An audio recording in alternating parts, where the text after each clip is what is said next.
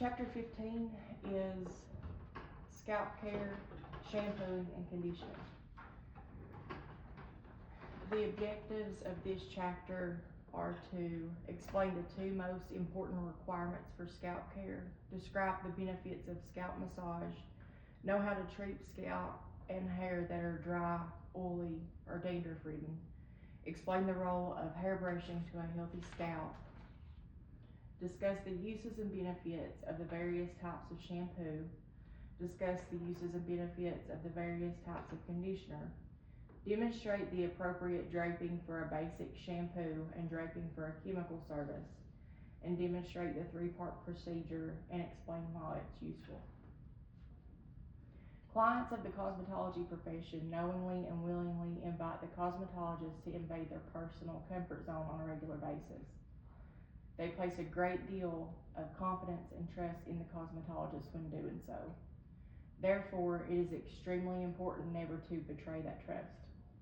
The ability to provide a thorough and relaxing shampoo is essential to salon success. A good shampoo lays the foundation for a solid client relationship and prepares the hair for the service you are about to provide. The client may use this initial experience to evaluate the professional expertise of the stylist. If the client enjoys the shampoo, he or she has much more confidence in the stylist's ability and may request even more services as a result. Although shampooing is given primarily to cleanse the hair and scalp, it should be a pleasurable and relaxing experience that will ensure return visits to the salon by the client. Proper scalp and hair analysis is important to determine what type of shampoo and the frequency shampooing is needed. An unclean scalp and dirty hair offer a breeding place for disease-producing bacteria, which can lead to scalp disorders. The comfort and protection of the client must always be considered when giving any professional service.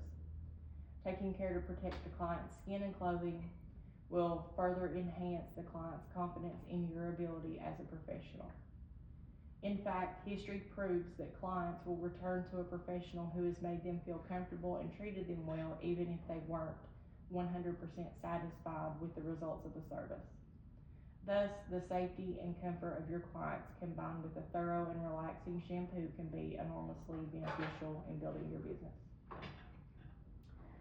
Scalp care and massage. The two basic requirements for a healthy scalp are cleanliness and stimulation. Treatment should be given with a continuous, even motion that stimulates the scalp and relaxes the client. Scalp treatments. Scalp treatments and massage may be performed either before a shampoo if the scalp condition is apparent, or during the shampoo once conditioner has been applied to the hair for relaxation. The difference between a relaxation and a treatment massage is the products you use. Be sure to follow all the manufacturer's instructions whenever a special scalp treatment product is used. For simple relaxation, almost any conditioner may be used to create an enjoyable experience for your client. Extra services like this will keep your clients coming back to you. Knowing the muscles, the location of blood vessels, and nerve points of the scalp and neck will help guide you to those areas most likely to benefit from massage movements. Hair brushes. Natural bristles are most highly recommended to clean and add luster to hair, and nylon bristles are shiny, smooth, and more suitable for hairstyling. Scalp analysis. Shampooing provides the perfect opportunity to analyze the client's hair and scalp. Always check for the listed conditions: dry, dehydrated hair, thinning of the hair, excessive hair in the sink, dry, tight scalp, oily scalp, abnormal flaking on the scalp, open wounds or irritations, scalp disorders or disease, tick or lice infestation. Salon assistants should always alert the stylist about any hair or scalp conditions, including suspected diseases or disorders. A client with an infectious disease is never to be treated in the salon and should be referred to a physician. The primary purpose of a shampoo is to cleanse the hair and scalp prior to a service.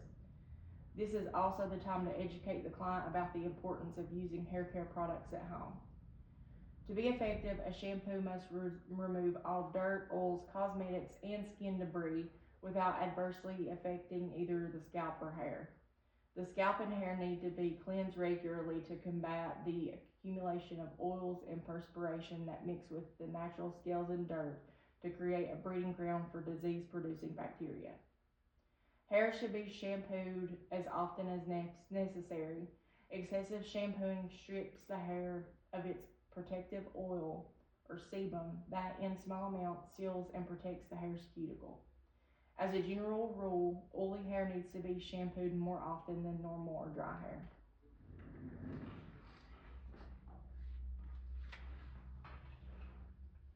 Shampoo selection. As a professional, you must become skilled at selecting shampoos that support the health of the hair, whether the hair is natural, color treated, fine, limp, or coarse and wiry. Product knowledge is critical, so read your labels. Selection considerations. Select a shampoo according to the condition of the client's hair and scalp. Hair can usually be characterized as oily, dry, normal, or chemically treated. Your client may even have an oily scalp with dry hair, possibly due to overprocessing. When selecting the shampoo to be used, be aware of whether or not the hair has been chemically treated. Chemically treated hair, or hair that has been lightened, colored, permed, or chemically relaxed, and hair that has been abused by the use of harsh shampoos or damaged by improper care and exposure to the elements, wind, sun, cold, or heat, may require a product that is less harsh and more conditioning than a product suitable for virgin hair. Virgin hair is hair that has not been chemically treated. So some things to keep in mind when you're selecting shampoo: the hair type, is it dry, normal, oily, or chemically treated? The hair condition, is it overprocessed, chemically treated, damaged by harsh products or improper care or exposure to the elements? Their home maintenance and pH balanced shampoos. Potential hydrogen or pH. Again, we covered this in one of the previous chapters. The small p represents a quantity and the capital H represents the hydrogen ion. The amount of hydrogen in a solution is measured on a logarithmic scale, ranging from 1 to 14.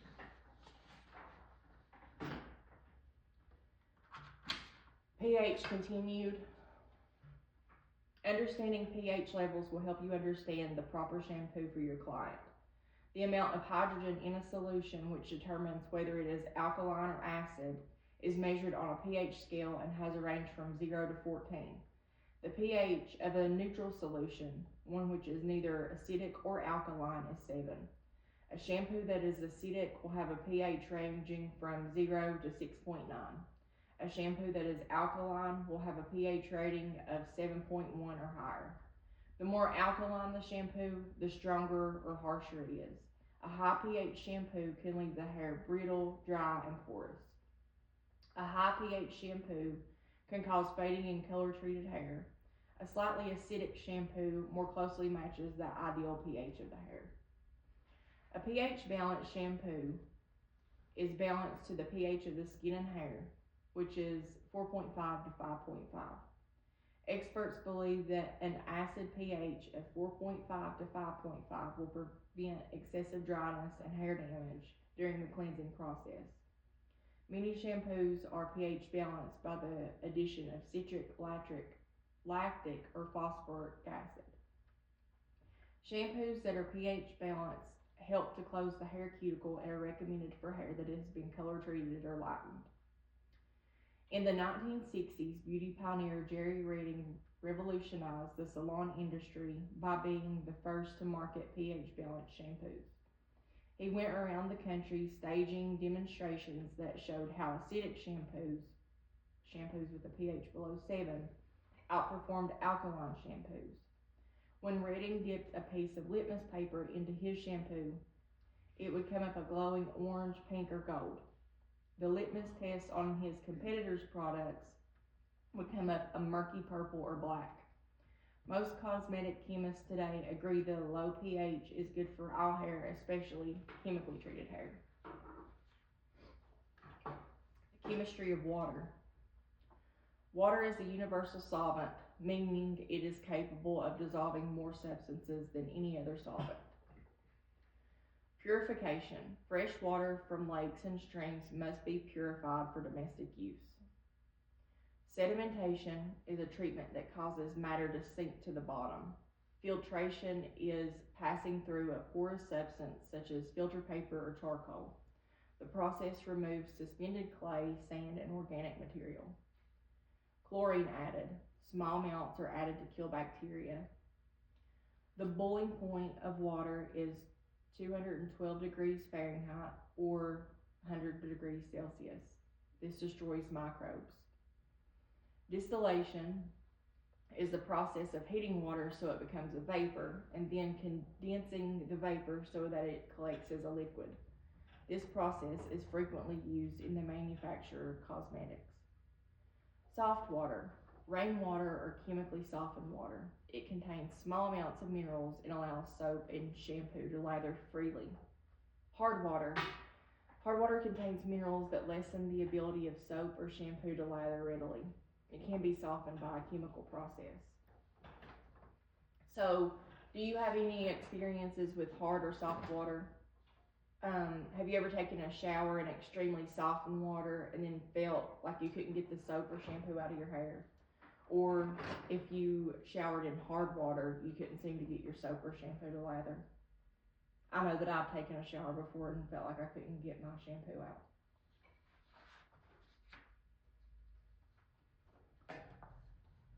The chemistry of shampoos.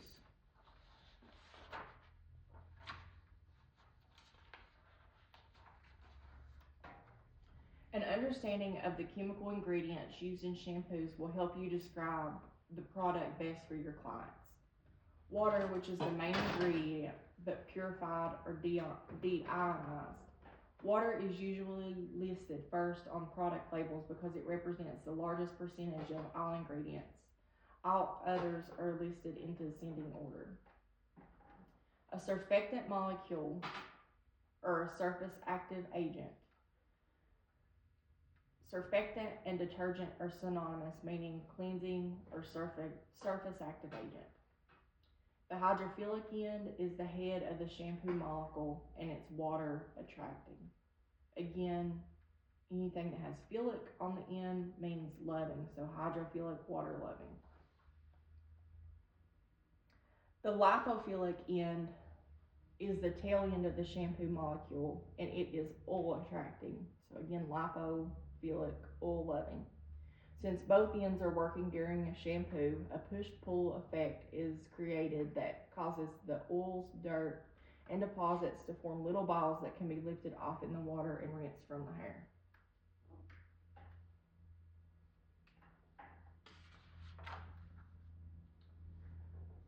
Types of shampoos.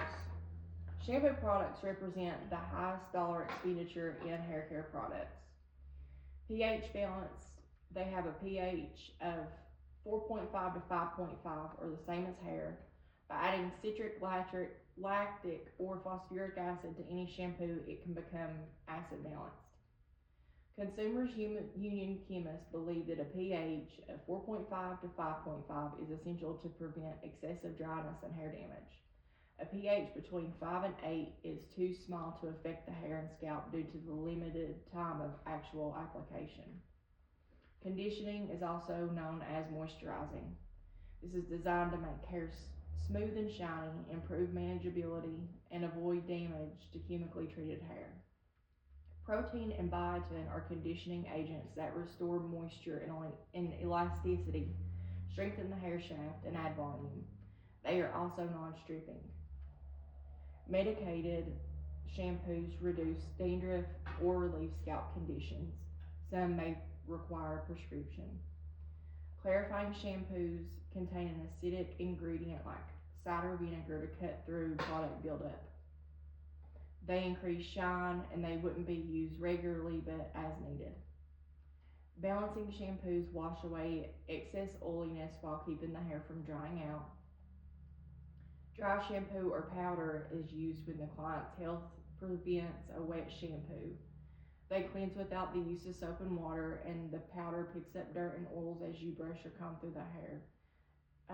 Dry shampoo isn't only for people who are unable to wash their hair anymore. It's become mainstream, and most of us use it weekly. Color enhancing. The shampoo surfactant is combined with basic dyes. Similar to temporary rinses, it's removed with plain shampooing. It's used to brighten or add some slight color or eliminate unwanted color tones. For hair pieces and wigs, special solutions are formulated for these. A great shampoo experience. The scalp is always massaged according to the preference of the client. Some clients have a sensitive scalp and want a very light massage, while others want a firm massage. In order to service every client to the best of your ability, ask about massage preferences before beginning the procedure. Always ask the client if the water feels too warm, too cool, or just right, and adjust the temperature accordingly. Do not allow the water or your hands to touch a woman's face during the shampoo. Allowing the client's face to get wet may remove part of her base makeup and can turn an otherwise great shampoo into an unpleasant experience. It's easy to miss the nape of the neck when shampooing and rinsing, so you should always double check this area before escorting your client to the station. Throughout the shampoo, be very careful to not drench the towel that is draped around the client's neck. If the towel becomes damp, replace it with a clean, dry towel before leaving the shampoo area. When blotting the hair after the shampoo, be careful once again not to touch the face. If you remove part of your client's makeup, she may feel self-conscious during her entire visit. As you learn to give a great shampoo, you should also learn how to give a great relaxation massage. You may hear your clients say, "Don't stop, you can do that for hours," every time they come to you. Even though you may feel like you hear this 5 times a day, it's also always satisfying to know that you're always making your clients feel good. Shampooing and retailing. Use the shampoo time to better establish your professional relationship with the client and promote quality products for at-home use. During the shampoo, give clients information about what you were doing and why. Understanding conditioners. Conditioners are special chemical agents applied to the hair to deposit protein or moisturizer to help restore its strength and give it body, or to protect against possible breakage. They are a temporary fix and cannot heal damaged hair or improve the quality of new hair. Remember, heredity, health, and diet control the texture and the structure of hair. Different types of conditioners are rinse out conditioners, treatment or repair conditioners, and then we have leave-in conditioners. Formulation. Most conditioners contain silicone, which, along with moisture-binding humectants, is a substance that absorbs moisture or promotes the retention of moisture. Silicone reflects light and makes the hair appear shiny. Other ingredients, such as emollients and synthetic polymers, reduce frizz or bulk up the hair. Most treatments and leave-ins contain proteins which penetrate the cortex and reinforce the hair shaft from within, temporarily reconstructing the hair. The cuticle is made up of overlapping scales. A healthy cuticle lies down smoothly and reflects light, giving the appearance of shiny hair. Conditioners smooth the cuticle and coat the hair shaft to achieve the same effect, as do detangling rinses or cream rinses, although they are not as heavy. The cortex makes up 90% of the hair strand, and it can be penetrated with protein conditioners. Moisturizing conditioners also contain humectants, which attract moisture from the air and are absorbed into the cortex. Other conditioning agents. Spray-on thermal protectors are applied prior to a thermal service. Scalp conditioners, usually a cream base used to soften and improve scalp health. Medicated scalp lotions promote the healing of the scalp. Scalp astringent is used to remove oil accumulation from the scalp, used after a scalp treatment and before styling.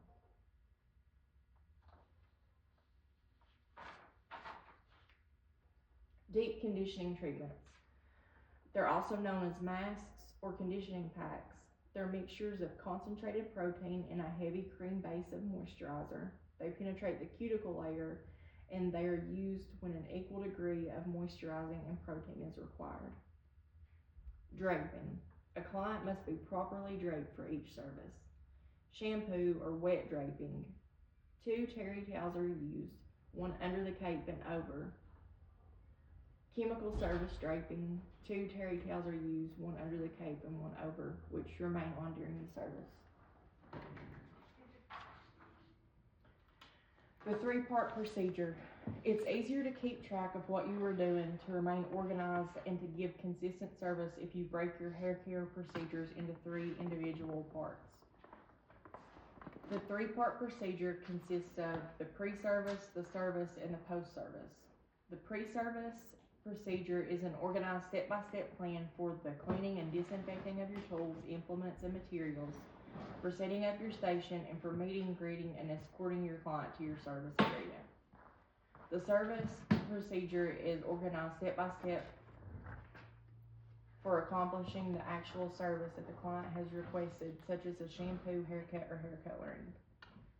Post-service procedure is an organized step-by-step plan for caring for your client after the procedure has been completed. It consists of helping your client through the scheduling and payment process of the salon and preparing for your next client.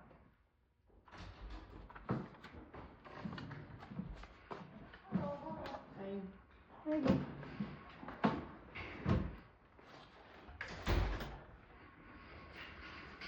So, and you all do this every day, but we'll go through the pre-service, post-service, normal hair and scalp treatment, dry hair and scalp treatment, oily hair and scalp treatment, and then anti-dandruff.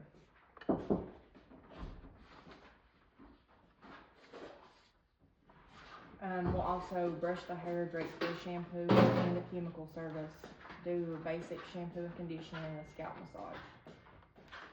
So, in summary, cleanliness is the key to attractive hair.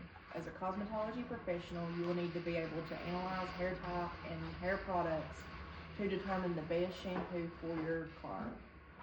You should always follow the manufacturer's direction when using any product, including shampoos. Remember that shampooing is an opportunity for you to put clients at ease and make them feel comfortable about the service that they're about to receive. Take care to be gentle when shampooing prior to a chemical service. Choose the correct shampoo for the hair type. A quality shampoo builds the foundation for successful salon services and for continued retail sales. What are the two most important requirements for scalp care?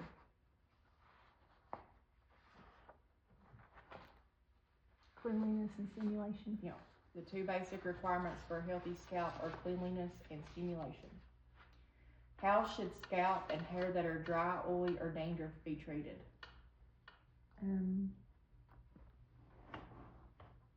Depending on what it is, you treat it like. For dry hair, you'll use products containing moisturizing and emollient ingredients, apply them to the scalp, and then use the aid of a scalp steamer or a hooded dryer. For oily hair and scalp, the procedure should begin with scalp manipulation and needing to increase the blood circulation to the surface so that any hardened sebum in the pores of the scalp can be removed with gentle pressing or squeezing. To normalize the function of these glands, excess sebum should be flushed out with the use of specialty products for this purpose. Since dandruff is the result of a fungus, anti-dandruff shampoos and conditioners and topical lotions that contain antifungal agents should be used to control the dandruff by suppressing the growth of the fungus. Moisturizing salon treatments may also be used to soften and loosen scalp scales that stick to the scalping crest. What are the benefits of a scalp massage? Being able to, get the scalp clean, but it's good for use because you can see if anything's going on with the client. And it helps them to relax. Do your analysis. Yeah.